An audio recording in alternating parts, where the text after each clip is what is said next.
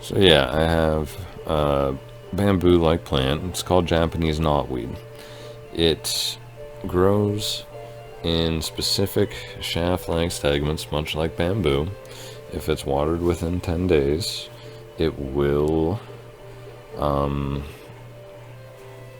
it will maintain its water supply, or maintain its water in the capsules of the bamboo for up to 10 days is what I've found so far. So when fire hits the outside of this plant, it actually bursts the water onto the fire, effectively, not putting it out necessarily, but significantly reducing the fire's direct impact on the plant. And then the plant itself has pretty thick fibers that are, it's almost like they're woven going up. Very, very fibrous plant. It resists fire very well. It takes about 8 minutes of a direct burn for the Japanese knotweed to burn through, and that's after it's been dried for the pictures that I posted on LinkedIn. That dried for about 4 months, but it was in winter also, so it did pick up some moisture just from the snow. But it was chopped down for 4 to 6 months. Was the burn testings there. So it took 8 minutes for it to burn through after being dried that long and having a direct burn fire on it for 8 minutes, and it still didn't get the whole way through. Like, that stuff's impressive. And again, if you water it within 10 days, it also stores water in its capsules, and you have to dry it out for like 3 to 4 weeks to actually even try and burn it. Like, I mean, incinerate it. It is very difficult. So we could implement this plant rather effectively. I would theorize to control wildfires by planting essentially control zones to segment off sections of the forest with maybe 6 to 8 feet of this stuff. I mean, heck, we could go real safe and do like 24 feet. It really wouldn't take much to get this stuff to propagate. It grows rapidly. It's an invasive species, which is the negative. We'd have to check on ecological impacts. But overall, it seems like it'd be a great idea. It gets to about 8 feet tall. It flowers wonderfully. Definitely a big source of pollen for my local pollinators. I've seen all the local pollinators utilizing the plant.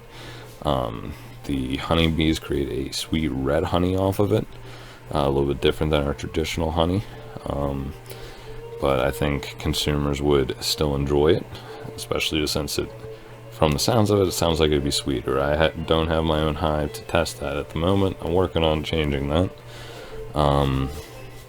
So yeah, we can control wildfires, and we can also help in saving our pollinating our populations. In my opinion, it's a win-win. The negative is, of course, the invasive species title that it has.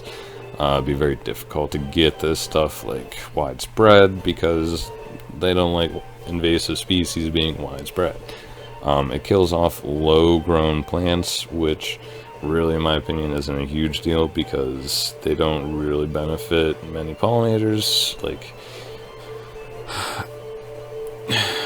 I hate to say that, anything that's more than ankle deep works all right for pollinators, but this stuff flowers so well, and it's so tall and bushy with the flowers. You get a lot more pollination per square foot than you would with the smaller plants that they would end up choking out. They will not overtake plants that are larger than it, and typically I haven't seen them overtaking plants that were already established. So we should be able to manipulate it pretty well. Medium-sized plants that were already established, I should say. So I think this would be a great idea. I'm putting it out there. Please reach out to me.